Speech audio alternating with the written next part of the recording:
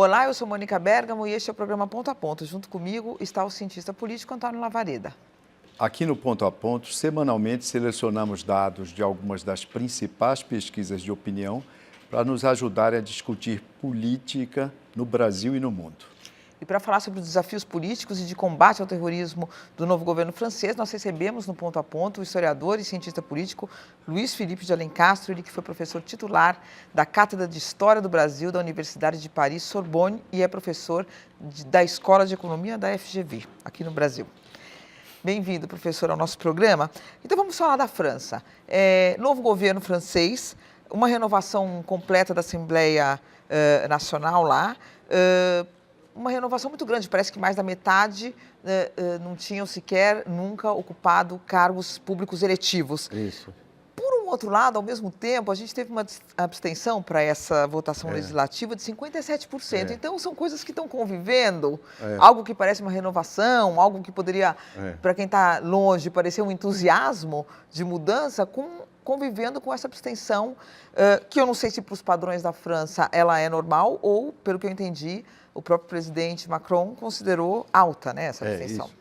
E deixa já adicionar uma questão aí para o comentário geral. Muita expectativa com relação a esse governo novo, mas o governo novo começou já com 4 ministros que se demitiram, foram estimulados a se demitir, que é quase o quê? É um terço quase do ministério? Não, o ministério tem 30. 30, então é um pouco menos de 15%. Bom, primeiro vamos falar da abstenção. A abstenção foi forte, mas é preciso explicar que ela vem numa sequência de eleições, teve primária, teve os 2 turnos da presidenciais, o país está em campanha há bastante tempo, e o fato da eleição legislativa ocorrer logo depois da presidencial, onde estava dando de barato que o presidente ia ter maioria, porque isso virou uma espécie quase de regra. O eleitorado dá maioria ao presidente que acabou de ganhar, para não ter um conflito logo entre um primeiro-ministro saído de uma assembleia oposicionista. Então, os eleitores ficaram em casa. E realmente está bem acima o nível de abstenção. O voto não é obrigatório, mesmo assim o nível de abstenção é muito grande. O fato de ter essa gente toda nova foi uma decisão do Macron e do En Marche, o movimento dele, que resolveu recrutar e fazer essa exigência de ter gente da sociedade civil que não tivesse mandato. Eles fizeram uma ficha, entrevistaram. Eu vou dizer logo em seguida que o debate das candidaturas, às vezes, demonstrou candidatos muito fracos, fracotes mesmo, pouco preparados. Numa certa medida, o fato de você nunca ter feito política não é garantia que você seja um bom deputado.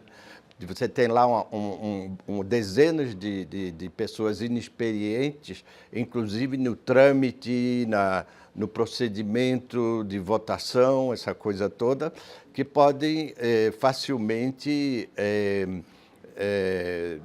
fazer disparates ou ser manipulado por Parece bonito, mas talvez não seja eficiente. Exatamente. Há um temor também de que ele não consiga dar coesão, né, para essa maioria, no sentido de que, como são novos, nunca tiveram cargo, vão votar como querem. Existe esse temor também? Por isso que ele pôs o Richard Ferrand, que era um golista que foi dos primeiros a aderir ao movimento dele, que na época era um movimento, como presidente do grupo parlamentar. Foi ele que fez a seleção dos candidatos possíveis, aliás, a deputado, e, evidentemente, eles vão fazer seminários, grupos de trabalho e vão botar... uniformizar essa gente. Professor, eu vou pedir licença para apresentar 3 telas com dados de pesquisas aí que... Você acha que o projeto da União Europeia torna a Europa mais forte ou mais fraca? Uma pesquisa agora do Ipsos, do início desse ano, 46% mais forte e indiferente 17%, aí é mais ou menos mais forte, com algum entusiasmo em relação à União Europeia, nessa pesquisa do Ipsos, 46%, e mais fracos ou indiferentes, o restante, 54%. Foi feita onde? foi feita pesquisa na Europa. Na Europa inteira? Pesquisa na Europa. Na Europa toda. Aí no início de em março desse ano. Uma segunda tela. Projeto da União Europeia ao longo dos últimos 60 anos teve uma contribuição positiva ou negativa em relação a várias, desde facilidade de viajar, com 73%, atravessando comércio, disponibilidade de bens, a paz entre as nações, até democracia, direitos humanos, isso 49%. Só chamando a atenção que na subamostra da Espanha, essa resposta, por motivos óbvios, foi bem superior. Portugal não estava aí nessa amostra, mas a Espanha estava presente, havia uma subamostra da Espanha, onde nessa categoria isso foi muito elevado. E uma terceira e última tela, você se sente confortável com os níveis de imigração decorrentes do projeto da União Europeia. Ou seja, a questão da presença de imigrantes e, de outro lado, isso alimentando, em alguns casos, xenofobia, etc.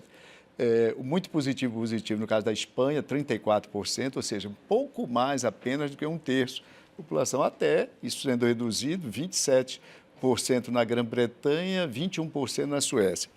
Esse dado da Grã-Bretanha, ou seja, se nós lermos a outra face da moeda, você imagina aí o nível de desconforto com a presença de imigrantes, que só deve ter aumentado com os últimos atentados terroristas, etc. e tal. Mas, se isso tem a ver com a imigração, uma pesquisa recente, essa do Pew Research, bem recente, posterior a essa pesquisa do Ipsos, mostrou que a postura dos britânicos, de uma forma geral, em relação à União Europeia, melhorou muito, né, de um ano para cá. Talvez, se a votação do Brexit ocorresse agora, né, aumentou de 40% para 54% o percentual dos britânicos que tem uma leitura positiva, né, da inserção na União Europeia. Mas o que é que esses números dessa pesquisa lhe chamam a atenção? O que é que... Vamos separar o caso da Inglaterra, do Reino Unido, vamos falar... Essa pesquisa foi feita antes da eleição na França, não é? A perspectiva em março e fevereiro, quando isso foi feito, era muito má. Estava havendo essa possibilidade, a Marine Le Pen estava lá na frente. Aliás, eu queria fazer um pequeno parêntese. Se pronuncia Le Pen, porque tem muita gente que pronuncia Le Pen e acha esquisito que eu pronuncie Le Pen. Na França, Eu agora só vou pronunciar Le Pen, professor. O senhor se pronuncia os nomes de família segundo a cultura da região que a pessoa veio.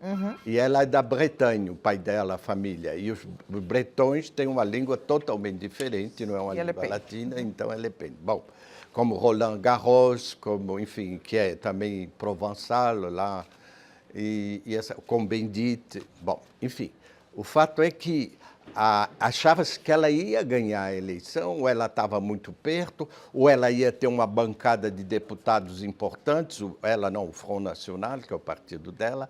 Afinal, eles tiveram 6 deputados só, estavam contando a 30, 40, porque o mecanismo lá, a eleição legislativa tem 2 turnos.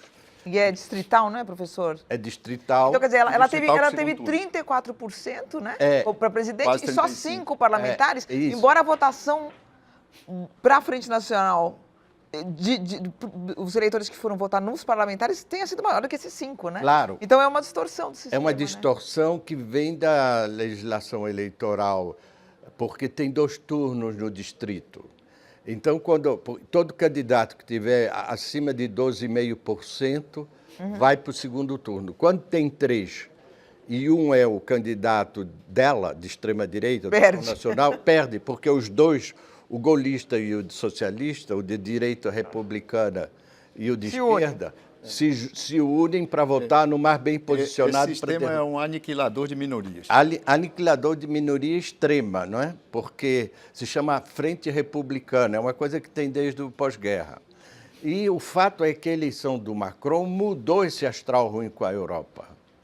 A eleição do Macron, porque a campanha do Macron, ele é o primeiro presidente totalmente pro-europeu.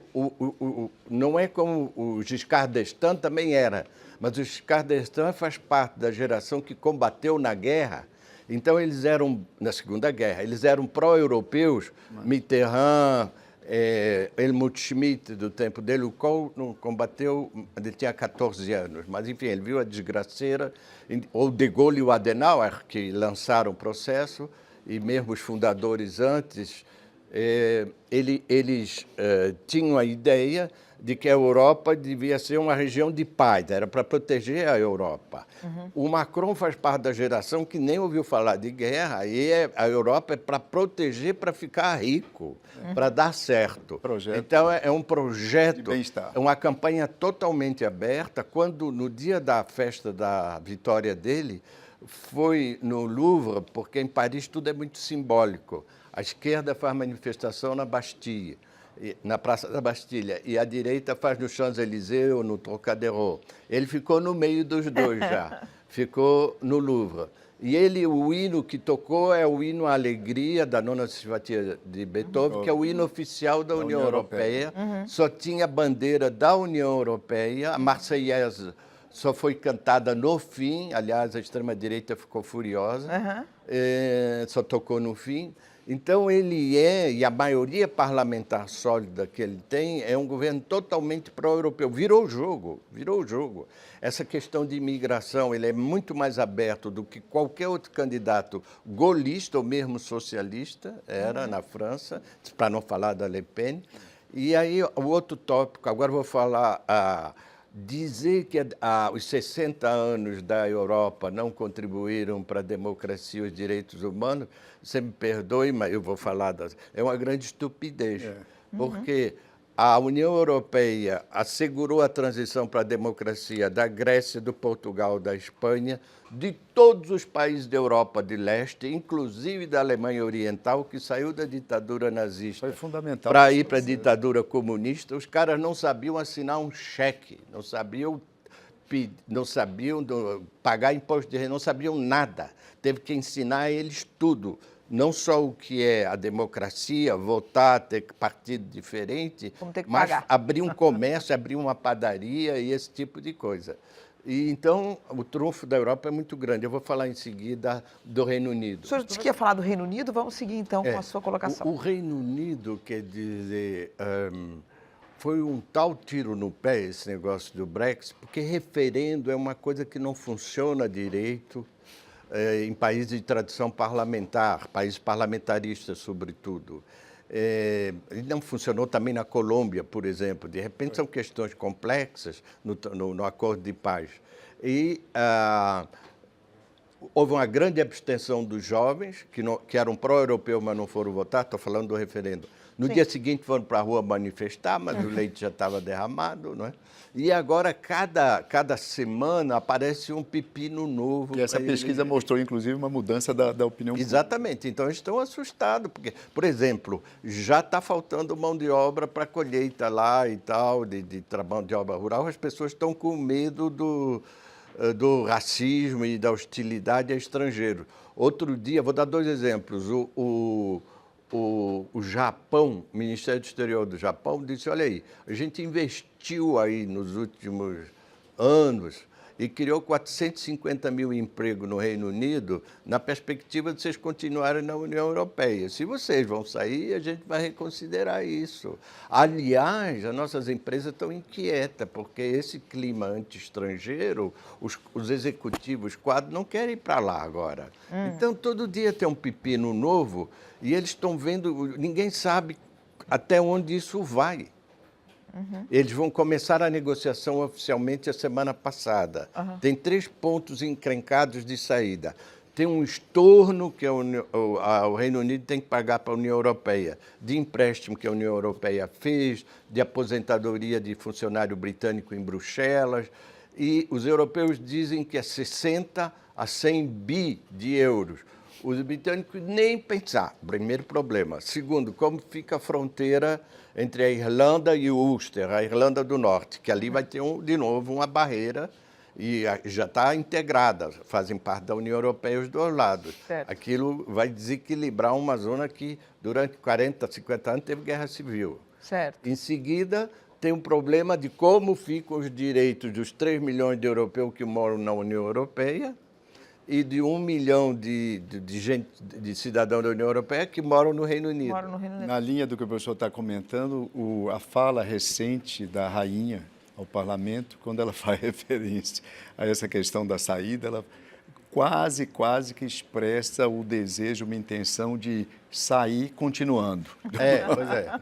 Eu vou apresentar 3 telas agora com dados de pesquisa aí, para continuarmos a conversa. Essa mesma pesquisa Ipsos desse ano, você diria que as coisas na União Europeia estão indo na direção certa ou na direção errada? 57%. O professor já lembrou antes o contexto, o clima da opinião nesse início de ano, nesse início de 2017. A segunda tela,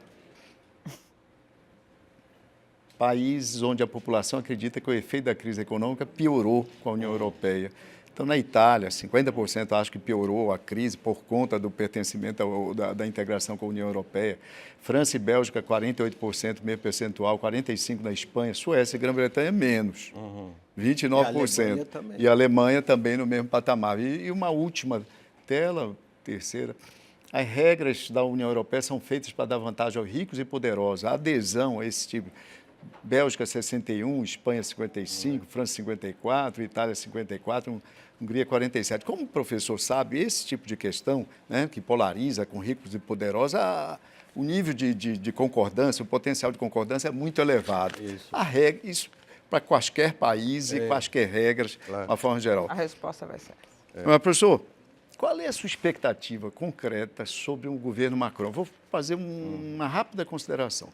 Um partido de centro se constituiu em circunstâncias absolutamente peculiares. Eu costumo dizer que no Brasil, se houvesse uma tentativa desse tipo, o nome seria On ne marche pas, porque seria impossível, com a legislação partidária eleitoral brasileira, existir algo parecido. Então, um partido de centro que se constituiu em circunstâncias muito peculiares lá, atraiu muitos quadros socialistas no início. Eu, por exemplo, acredito que boa parte do desempenho do eleitorado do Partido Socialista foi aspirado pelo Macron, né? Isso que nos ajuda a entender. Parte dos republicanos também, que ele levou republicanos. E ele, ao mesmo tempo que é europeísta, na plataforma dele colocava lá, aumenta, para dialogar provavelmente com essa percepção de insegurança da população. Ele colocava lá, contratar mais 5 mil guardas de fronteira, aumentar em 10 mil o número de policiais, contratar mais 15 mil guardas penitenciários. Ou seja, o programa dele dialogava com essas questões de segurança ou de percepção de insegurança da população. E ele, em algum momento, o adepto dele, eu não lembro, o professor pode me corrigir, dizia o seguinte, olha, o nosso centro é mais ou menos o seguinte, cabeça à direita, com programa econômico à direita, e políticas sociais à esquerda com coração. Qual é a sua expectativa para esse governo Macron, essa invenção do centro na política francesa contemporânea? Bom, o centro surgiu há 6 meses atrás, ninguém dava um tostão, ou um ano, então, por isso.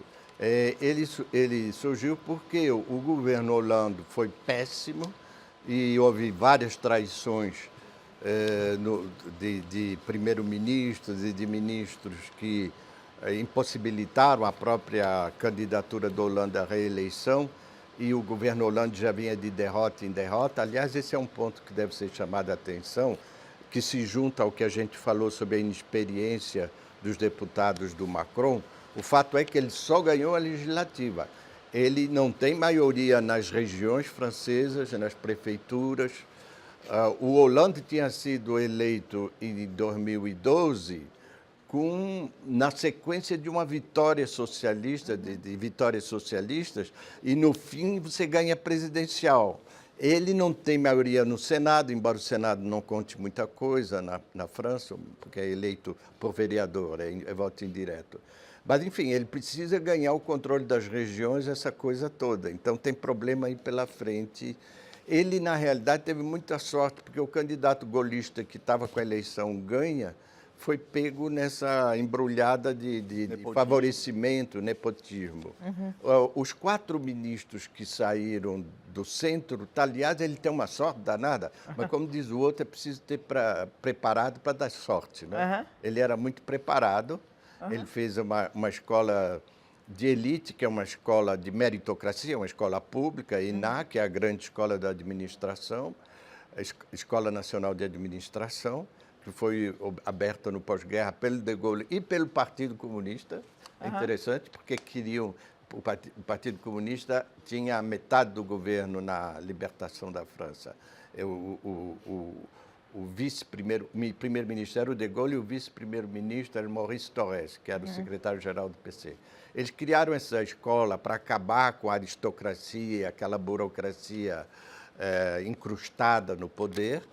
E essa escola, ela formou esses quadros todos, e ele passou também no Banco Rothschild, numa da divisão difícil. Tem muita gente assim junto com ele, que tem experiência da administração. Ele trabalhou 4 anos no equivalente aqui seria a Secretaria do Tesouro. Sim. Mas num país muito mais centralizado. A Secretaria do Tesouro lá controla o orçamento da creche aqui na Guiana Francesa até o Ministério da Guerra lá. O Ministério Ele foi ministro também do governo François Hollande. Né? Ele foi ministro Hollande. Ele foi, inclusive, filiado ao PS um tempo. Ele foi afiliado ao PS.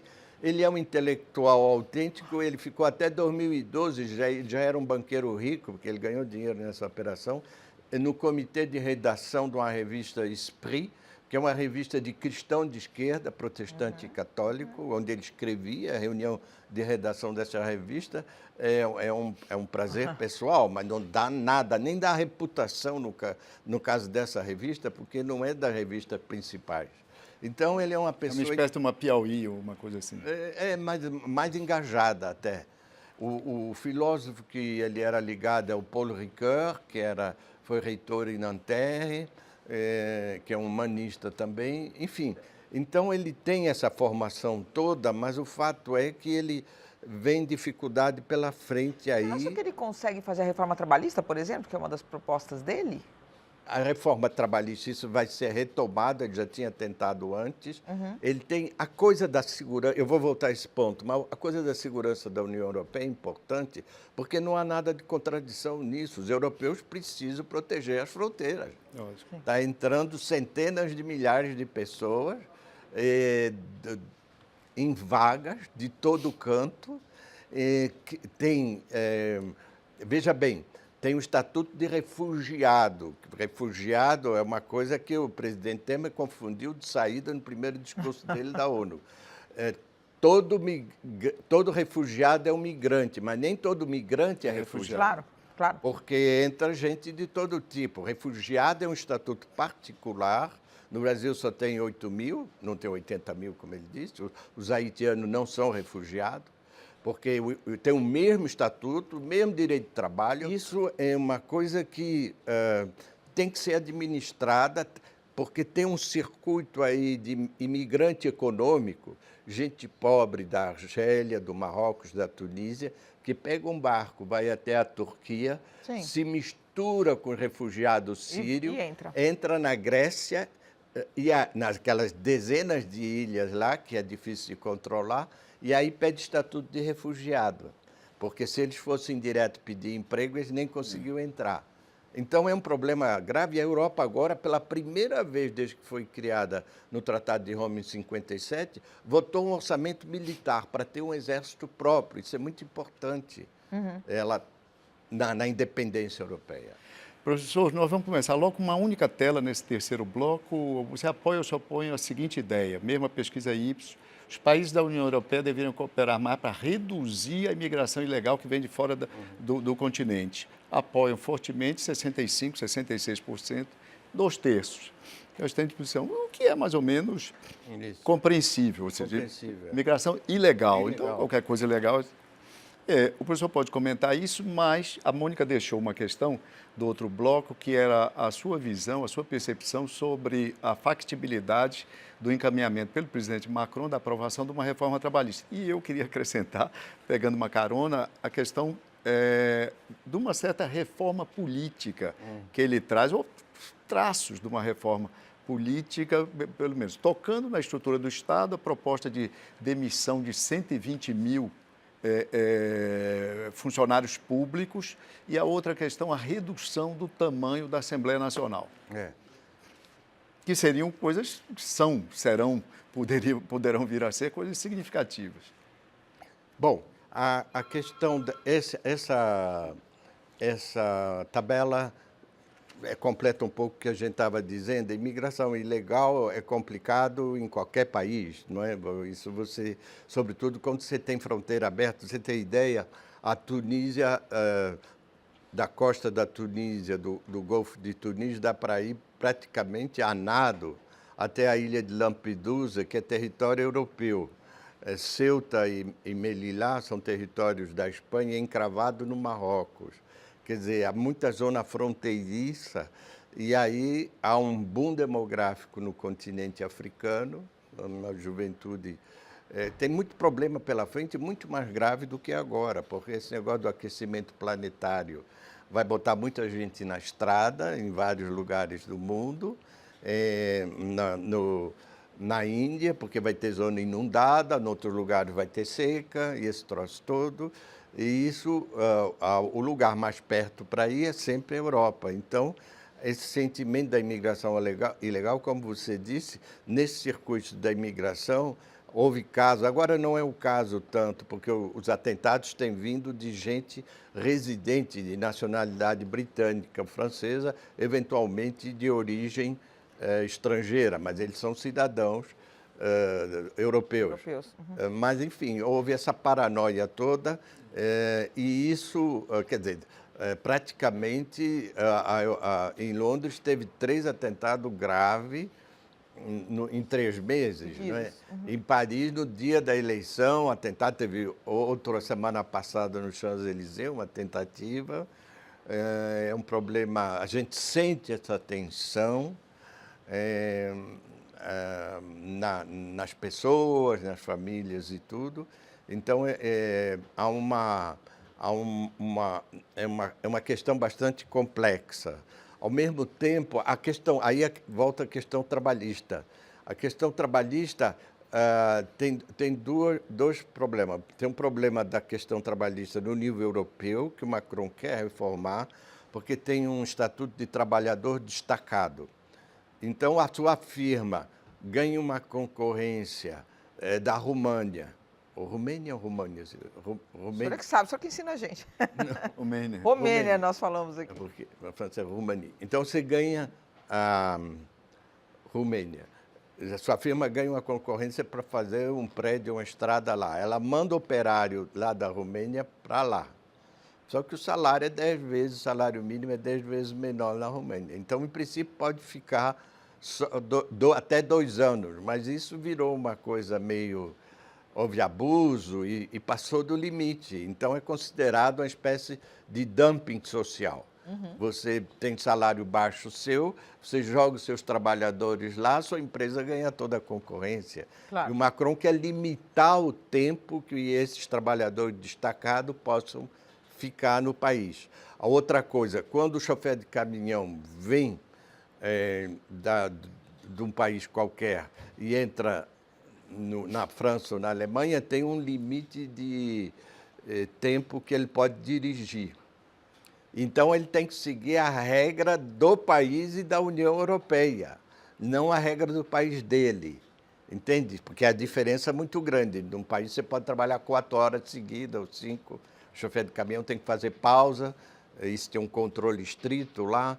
No outro país trabalha 8, enfim, aí tá esse tipo de coisa que eles estão querendo fazer uma certa regularização europeia. Ele também tem um projeto de criar um ministro da Fazenda europeu, com orçamento europeu, que a Merkel agora diz que apoia. É muito importante chamar a atenção da Alemanha, porque a Merkel vai certamente ganhar, Angela Merkel, a eleição em setembro, outubro, na Alemanha. Ela já é chefe do governo há 12 anos, ela vai ficar mais 4. É a maior estadista europeia hoje, é uma das maiores do mundo, se poderia dizer. Ela calma o jogo, ela é fluente em russo, ela fala com Putin em russo e acalma o jogo lá das complicações da Rússia.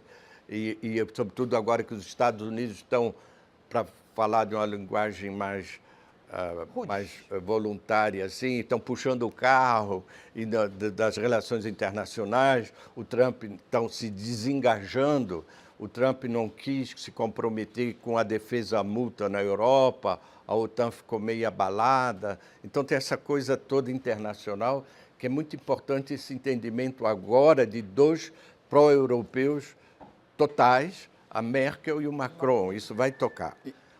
Perdão, diga. Não, era só na política a questão da redução da Assembleia. Tem a questão trabalhista interna da França. Essa é muito complicada, porque como a esquerda está fora do parlamento... Vai fazer oposição na rua. Vai fazer oposição na rua. Então, em setembro, outubro, que é a rentrée, tudo, em Paris, tudo para agora.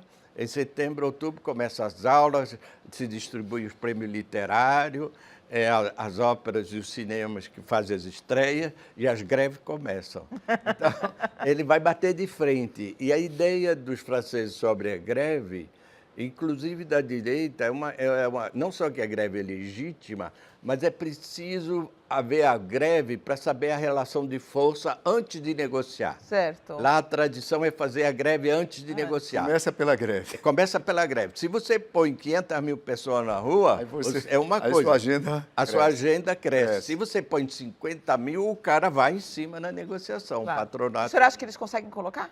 Eu acho que sim. Eu acho que, bom, eu não posso... 500 mil, eu digo maneira de dizer, mas...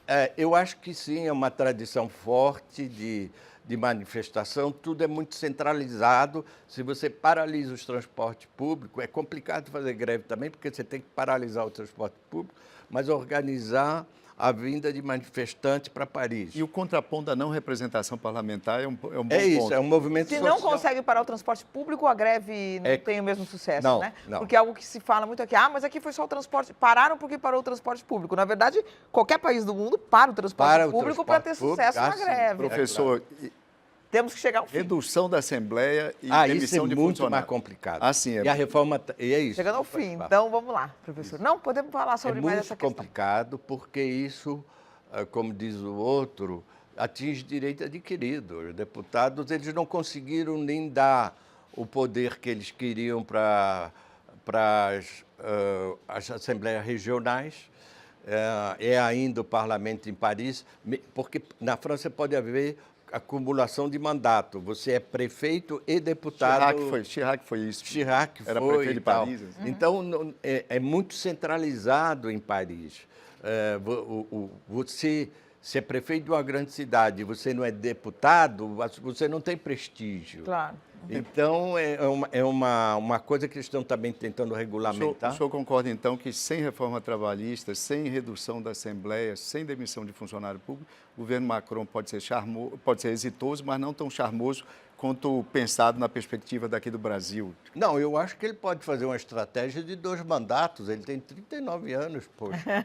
Ele vai chegar com 44. E com o exemplo da Angela Merkel ali do lado.